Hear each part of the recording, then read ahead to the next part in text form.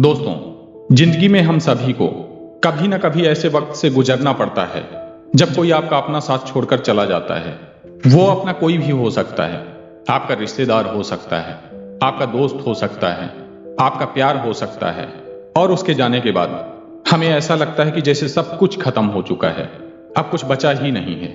और उसके बाद से हम अपने आप को अकेला, बेबस, लाचार और टूटा हुआ महसूस करने लगते हैं। लेकिन क्या कभी आपने सोचा है कि अगर कोई आपको छोड़कर जा रहा है या कोई आपको छोड़कर चला गया है तो वो सिर्फ उसकी पर्सनल चॉइस थी, उससे आपका कोई लेना देना नहीं है और ना ही उसको रोकना आपके हाथ में है। परंतु उसके जाने के बाद आपका कैसा रिस्पॉन्स होगा, आपका रिएक्शन कैसा होगा, आपका एटीट्यूड कैसा होगा, ये जरूर आपके हाथों में होता है।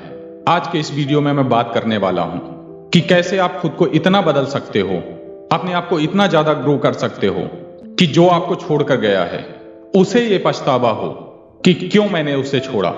ना कि आपको, आप अपने आप को इतना मजबूत बना लो कि किसी के आने या किसी के जाने से आपको कोई फर्क नहीं पड़े, बल्कि उसका जाना आपको एक नई शुरुआत का संकेत लगे। आपको यह समझना होगा कि कोई भी आपको तब तक छोड़कर नहीं जाता जब तक कि वो आपकी लाइफ का हिस्सा ना बना हो।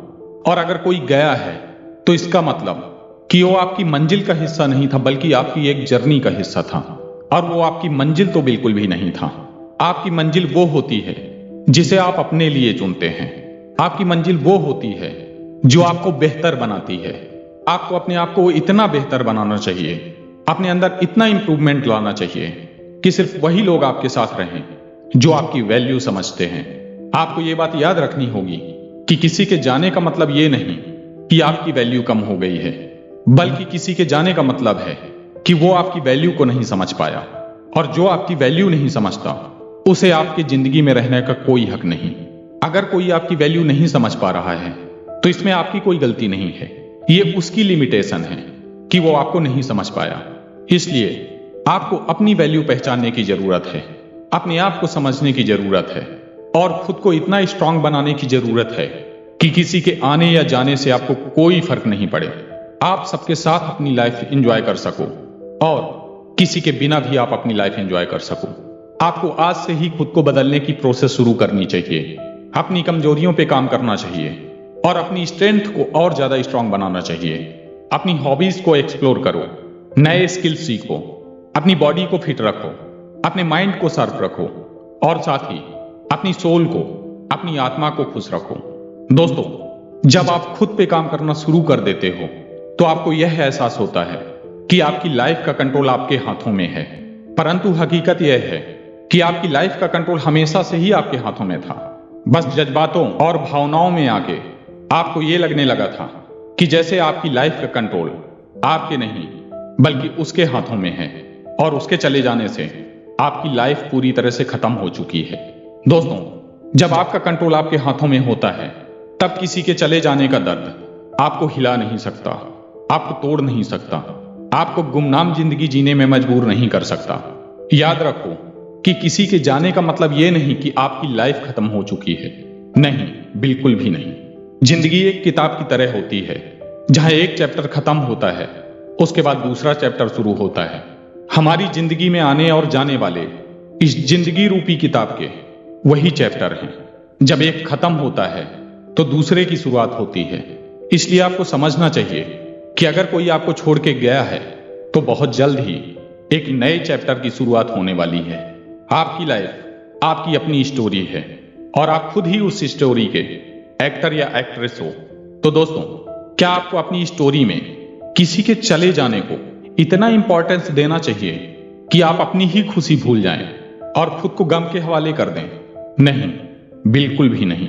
आपको खुद को इतना एंजॉय करना चाहिए कि किसी के आने या जाने का एहसास ना तो आपको बहुत ज्यादा उत्साहित कर सके और ना ही ज्यादा तंग कर सके। अपने आप को इतना ज्यादा बिजी कर लो कि आपके पास किसी के बारे में सोचने का टाइम ही ना हो।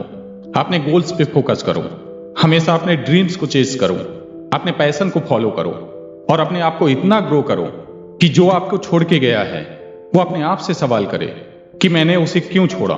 उसे उसके फैसले पे अफसोस हो।